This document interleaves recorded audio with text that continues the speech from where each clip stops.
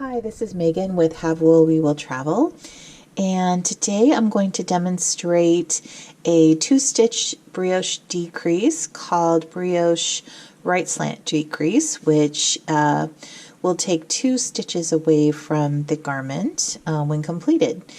And here I have kind of queued up here a gauge swatch that I've been using for developing my Follow Your Inclination scarf, which is a 2-color brioche scarf. And today this main color is my yellow, which is this honey colored Miel. And my contrast color on this side of things is Aegean, which is a deep teal color.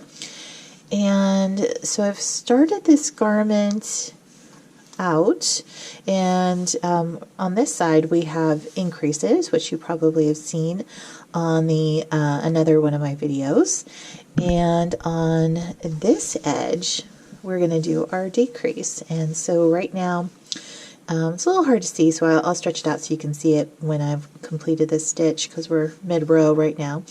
But to show you how this works, we're going to need to show you exactly how many stitches we're working with. So you need 3 stitches in order to complete the two-stitch decrease, the right slanted brioche decrease. And on this, where I have it, this first stitch is our border, and then this is going to be not a brioche part of the brioche pattern. It's just going to be a slip stitch. This next one is going to be it's a brioche. I'm so sorry. This next one is going to be, it's a slip-on yarn over, and it's got the shawled color over it. It's a little, I've been taking this in and out a little bit, so it's a little not quite draped on top of it, but it's there. And then a single stitch, and then another, it was a slip-on yarn over, so it is a stitch with the shawl over it. The yellow's kind of hiding, it's right there. So what we're going to do with this one at the end is just treat this as a slip-on yarn over. And I'm going to go ahead and take my contrast color, this teal color, and go ahead and move that from left to right. And then we're going to start the decrease. So for this first stitch, let's call it stitch A, we're going to move that knitwise from the left to the right hand needle. So we're just going to pass that over. And then for the next stitch, we're going to knit into that with our contrast color. And then we're going to pass over the initial stitch A over that. So we just have that draped underneath, and we just have this one stitch. Now we're going to pass that purlwise from right hand to left hand needle. And then to finish this, we're going to take this stitch, let's call it B and C. We're going to take C, which is the single stitch with the yarn over. We're going to take that and jog it over. And now it is resting beneath, and it's slanting to the right. So when that is done, you'll have taken 3 stitches and you've reduced it down to 1 single stitch. And I'm going to, just keep consistent with my pattern here, I'm going to bring that yarn to the front, and I'm going to slip this last main color stitch. So I'm kind of clearing out these little extra strands here. On this side of the garment, I've been doing increases, which slants it upwards, and on this side of this garment, I've been doing decreases.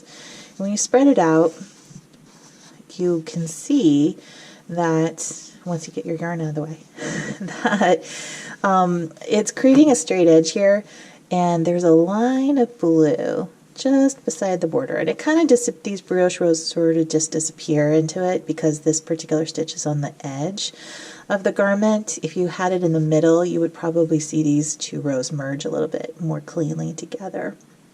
And so what we're going to do is we're going to turn this over, and we're going to do that again, but like in the middle of the row on this side, which is the contrast color side. So I'm going to just go ahead and start out using my main color, which is this yellow, and this is a purl row. So I'm going to just go ahead and purl this first stitch. It's always tricky for me to get it started. Here we go. And then a slip-on yarn over. and then a brioche purl, slip one yarn over, and a brioche purl. So now we're kind of in the middle of this row, and I'm going to go ahead and work this across, not this one, that's going to be slip one yarn over, but I'm going to work it across this single stitch with a shawled stitch over it, single stitch, and a single stitch with a shawl. This was like a slip one yarn over. This was a brioche purl. This one is going to be a slip one yarn over on the other side. So I'm going to work this across 3 stitches. So for this first one, I'm just going to go ahead and slip it. That is not counted as part of my 3. Then part of my 3 here is, let's say this is A, B, and C. So A, you're going to take the 2 strands and slip them knitwise from the left hand to the right hand needle. Go ahead and knit the B stitch. So now you're going to have one, and then this one that was slipped initially. We're going to jog that over the B stitch.